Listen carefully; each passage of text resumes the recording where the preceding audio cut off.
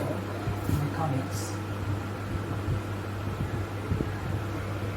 mechanic parts, you can see friction.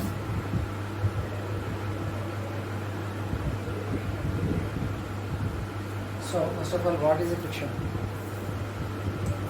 Suppose this is a body placed on a ground. The weight of the body is acting towards down, that is W is equal to mg, and there is a normal force acting perpendicular to the surface of the object, that is m. So whenever you apply external force, F is equal to 0 you are applying, so frictional force is also 0. Then you apply external force not equal to 0, then frictional force is also not equal to 0.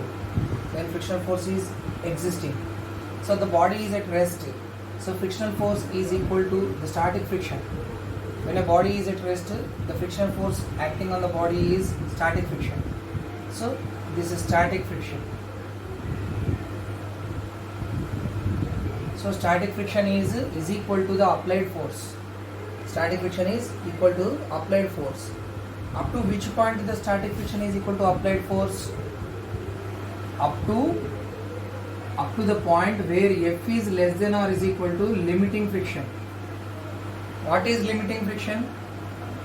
The maximum value of static friction is called limiting friction. Maximum value of static friction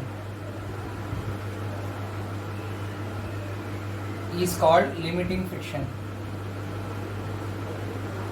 So after limiting friction, what happens? The body tends to move. Beyond limiting friction, if you apply the force, the applied force is greater than the limiting friction. If the applied force is greater than the limiting friction, what happens? The body starts moving. The body starts moving. So there exists the mass of the body is m, and it will be moving with some acceleration.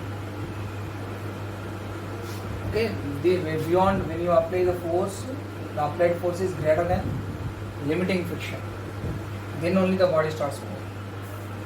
Okay, so whenever the friction force is applied, whenever the static friction comes into play, whenever there is a force not equal to 0 and the force is less than limiting friction, the body is not moving, still it is at rest. Or applying force, but body is at rest. So force is less than limiting friction, then static friction is equal to applied force. Okay. Next. So here the question is how to calculate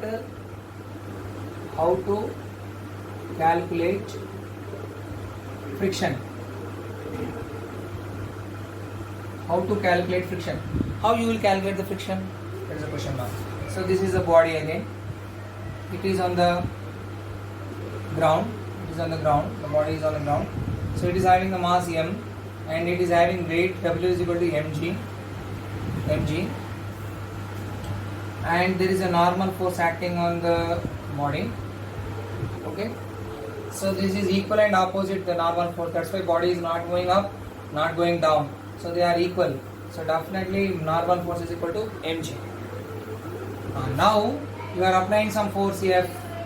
So whenever you apply some force F, what happens? There is a frictional force. There is a frictional force. So frictional force exists. So how do we define this frictional force? Frictional force is proportional to normal force. Frictional force is proportional to normal force. And due to this type of surface, there exists coefficient of friction that depends upon nature of the surface. This is called coefficient of friction. Coefficient of friction. So this is called as this is due to the nature of the surface, that is mu. So to remove this proportionality, we want to remove this proportionality symbol. So we will write F is equal to mu n. F is equal to mu n, where n is equal to mg. So we get the formula F is equal to mu mg. This is the formula for friction. This is the formula for friction. So mass of the body is given, coefficient of the surface is given, then you can calculate the friction. F is equal to mu mg, like this. Okay. Next, how to calculate the friction force when a body is inclined? Suppose there is a wedge. Now this is having an angle, suppose theta. Theta is the angle of this wedge shape. Now a body is placed on the wedge shape. This is the body. It is having some mass m. Its weight will be always acting vertically downwards, that is W is equal to mg. Right? Now I want to calculate the normal force. So what is the normal force? N. So what is the normal force means? It is making an angle theta here also. This angle, this is bending due to this inclination only. So here the angles must be equal. Now, if you resolve this using the resolution of vectors, suppose this is a force F, this is x-axis and this is y-axis. It is making an angle theta. So along x-axis we will write this as a F cos theta. Along y-axis we write it as a F sin theta. So similarly, this mg is the force. This mg is the force acting and making angle theta. So it is making angle theta with the x-axis. So F cos theta this side. So mg also making angle theta with this line. So here you will get mg cos theta, and perpendicular to this, that is along the plane, you will get here mg sin theta. So normal force, how much it will be? Normal force is mg cos theta. Okay.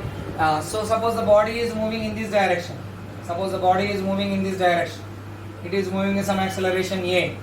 Then the frictional force will be acting in opposite to the motion of the body. Always it is acting opposite to the motion of a body. So here this is the frictional force. So already we said that frictional force is mu n, we said, right? So what we get here, n is mg cos theta. So mu mg cos theta is our frictional force. So it is moving with some acceleration a. So suppose it is moving with acceleration a, then what will be the force? Force will be ma. So ma is equal to mg sin theta.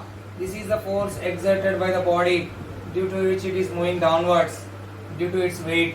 So mg sin theta minus, and frictional force is opposite to that one, that is mu mg cos theta.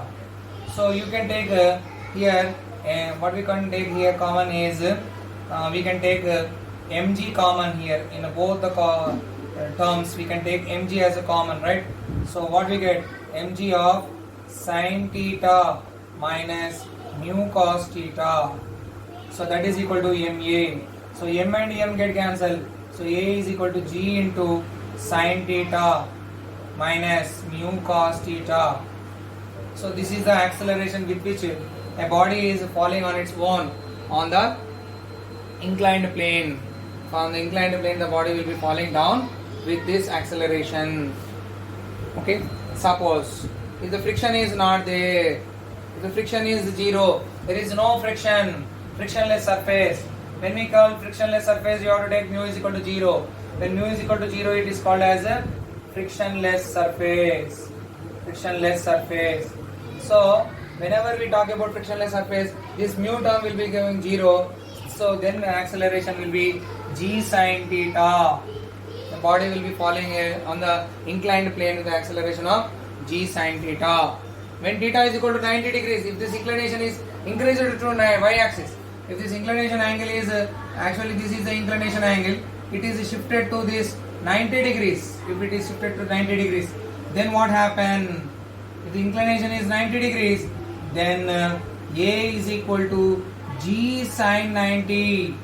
G sin 90 is 1. So you will get a is equal to g. It is a freely falling body. When the inclination becomes 90 degrees, it is a freely falling body. It is falling with acceleration due to gravity. So like this we can calculate the acceleration of a body moving on an inclined surface, and we can also calculate the frictional force acting on a body when the wedge is inclined at an angle theta degrees. Okay. Next. So when it is moving upwards, what happen? the mg sin theta will be acting downwards only, and its component of friction, that is F is equal to mu n, mu mg cos theta, this is also acting downwards only. So both will be added up. This and this will be added up. Okay, added up. So that's why you will get A is equal to g of sin theta plus mu cos theta. So you are taking m common in all the terms and cancel. So A is equal to g sin theta plus mu g cos theta. So you are taking g common in both the terms. You will get g of sin theta plus mu cos theta. Here also similarly, when frictionless body, if you take, if it is a frictionless, then we will take mu as a 0. Okay, right. Next we shall see Atwood's machine.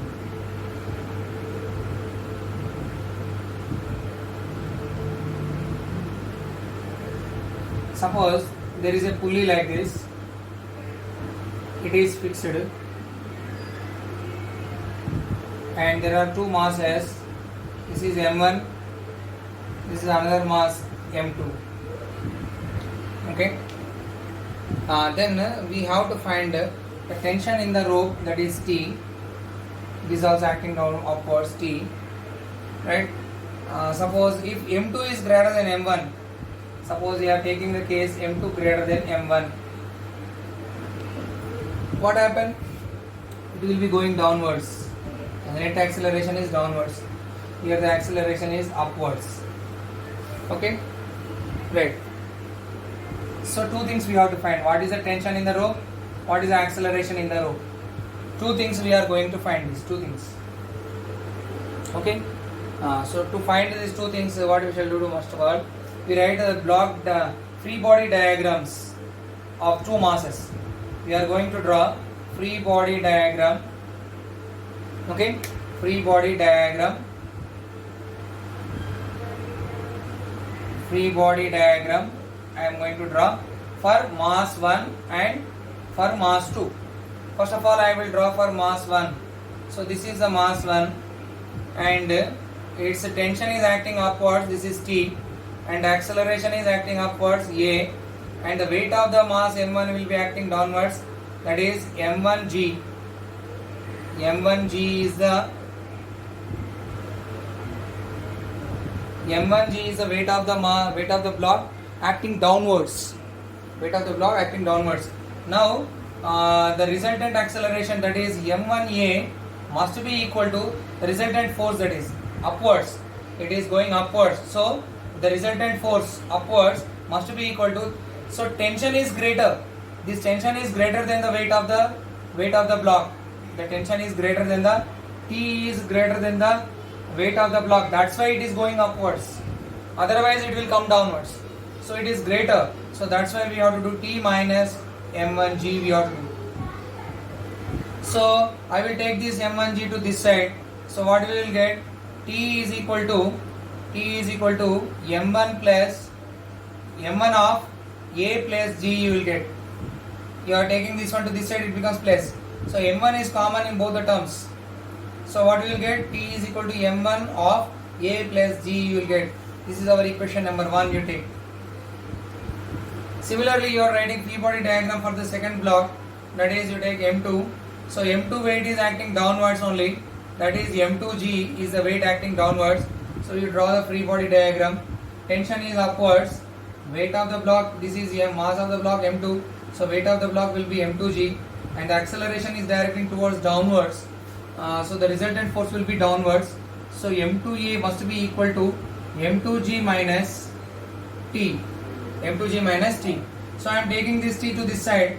I will get t is equal to m2 of g minus a. I am bringing this a to this side. It becomes minus. This becomes plus. Okay. So here in this case m2g is greater than t. That's why I have taken m2g minus t. That is the net acceleration m2a.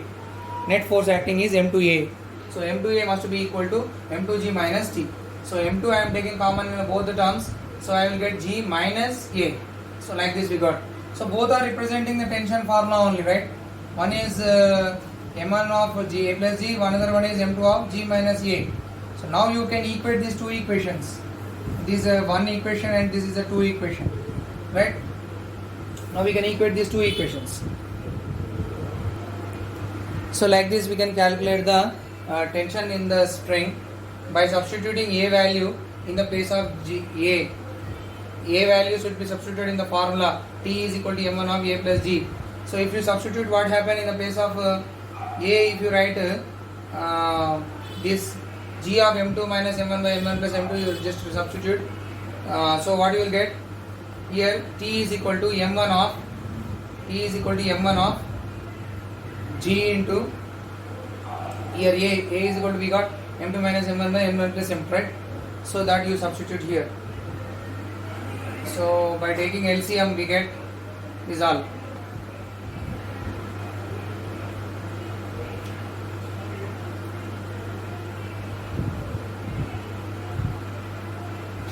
Here I equated these two equations because T is equal to, we got same equations, both are same. T is equal to G M into M2 into G minus A, T is equal to M1 of G A plus G. So we can equate these two equations. So I equated these two equations, I got the value for A. So A is equal to, see, first of all M1 M2, I multiplied M1 inside the brackets, M1 A plus M1 G, and is equal to M2 G minus M2 A. So I just transferred this minus M2 A to this. I brought these A terms together and G terms together. So bringing this M1G to this side, we get M2G minus M1G, and minus M2A you bring this side M1A plus M2A, that is equal to M2G minus M1A. So you take A common, what you will get, M1 plus M2 is equal to G into M2 minus M1, right? Now cross multiply, A is equal to G into M2 minus M1 by M1 plus M2, like this. This is the equation number 3, that is acceleration. Next, T is equal to, we have substituting A value here, over here. This A value we are bringing and substituting here, right? So M1 of G into M2 minus M1 by M1 plus M2 plus G, that is equal to M1G. You take G common in the both the terms, so you get out. Next, you say 1 by 1, this is take LCM M1 plus M2. You get M2 minus M1 plus M2, right? M1 minus M1 both get cancelled. We get M2 only. M2 plus M2 is 2M2. So 2M2 into M1, that is 2M1 M2 into G divided by M1 plus M2. So like this we calculate the tension in the string. We calculate tension in the string, masses and acceleration due to gravity. Only two masses will be given, you have to find tension. Only two masses will be given, you have to find acceleration in the hard wood machine. Like this we can calculate. Okay? Right. Thank you.